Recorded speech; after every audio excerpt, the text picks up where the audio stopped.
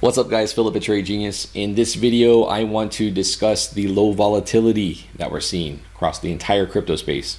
Bitcoin and the altcoins kind of getting quiet out there. However, historically, this is not the time to fall asleep at the wheel. So I'm going to show you how to measure volatility real quickly on TradingView, and then look at the periods of times in the past where we've had such a similar window of quietness or lack of price range, and what happens next. So let's dig into the video and check that out.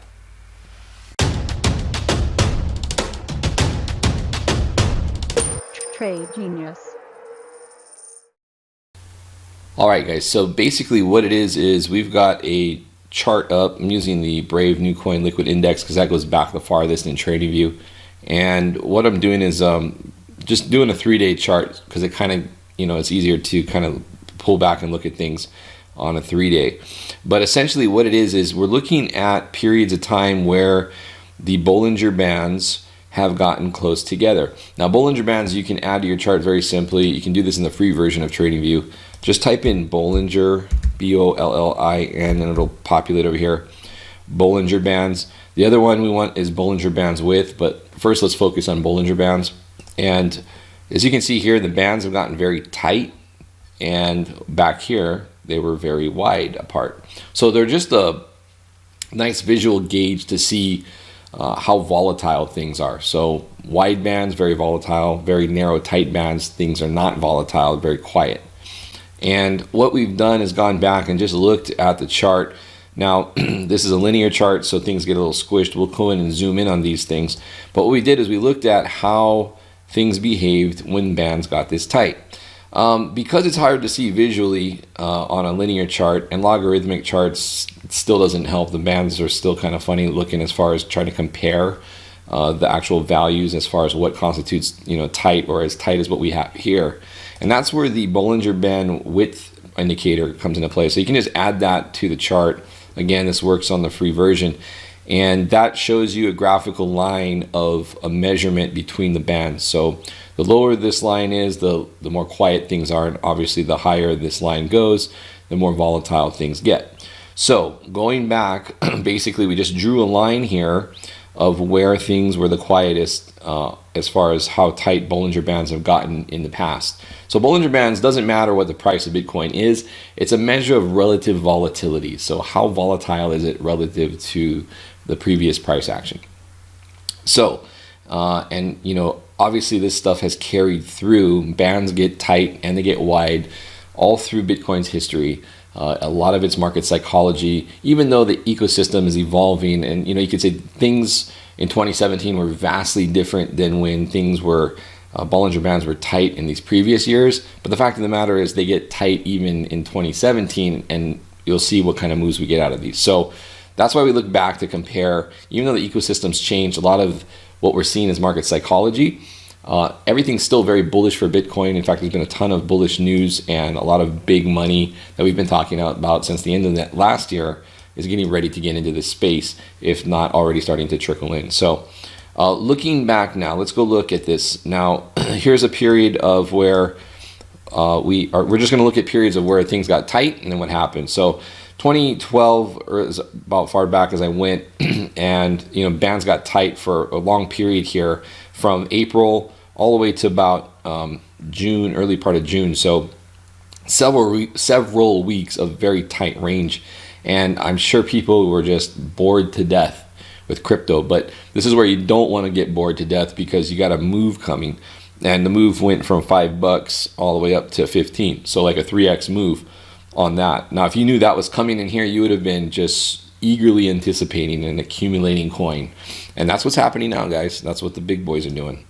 If we go over to the next spot, again, bands got tight. Now, this is just periods where we're seeing Bollinger Bands getting tight like what we have right now.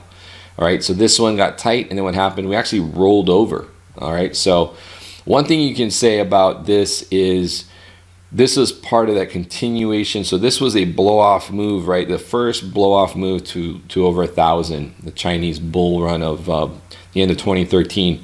And so what we've seen, we've seen something similar, although we're tracking more like 2014, 2015. But bands got really tight.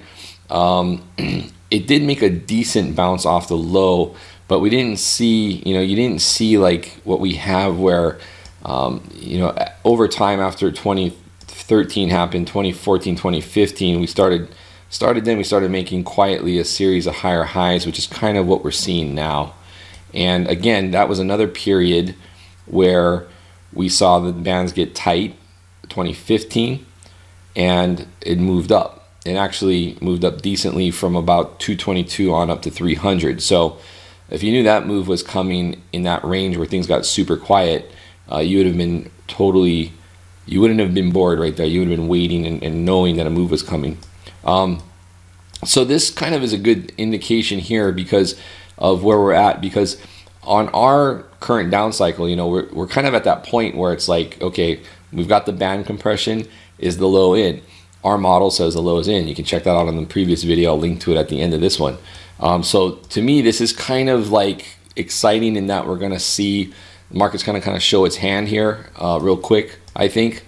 And when that move out of this band range is probably going to be definitive for many weeks probably to come. The other time we got another band squeeze here was October, later in the year in 2015, and then a big move up, and that really preceded the larger sustained move up.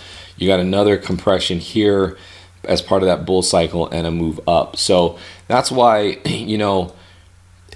you can look at it one of two ways, is that we're here in the bear cycle or we're here in the bear cycle right now relative to how it went in 2014 and 2015.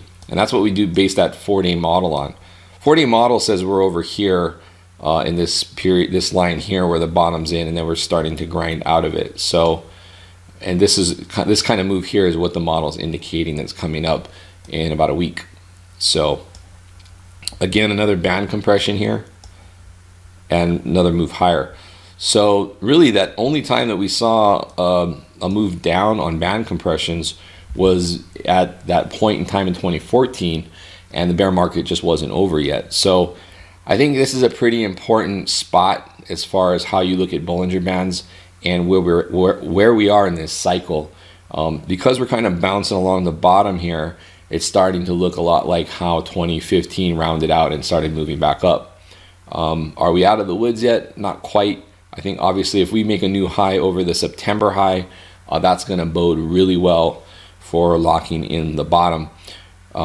Model says we have been, so we're looking for up, but I'm very curious to see what kind of move we get around the 7th or 8th based on the model. But in any case, guys, look at the prior week, the video we did on Monday on the weekly outlook, and I think you'll see where if you just want to kind of, if you're waiting to get in or waiting to add, it doesn't hurt to wait to see which way this goes out of this range. And we talked about those levels on Monday, so check out that video. All right, guys, well, that's pretty much it. I just wanted to point this out. Bollinger Bands, Bollinger Band width, simple tools that you can use on your own to monitor volatility. But I think this is a pivotal area here for us as we move forward on Bitcoin and crypto in general. All right, guys, thanks for watching. Appreciate it. Please hit like and subscribe. Head over to tradelikeagenius.com. Check out our offerings. You can use Phil45 for 45% discount in the store. Thanks, guys. See you on the next video. Bye.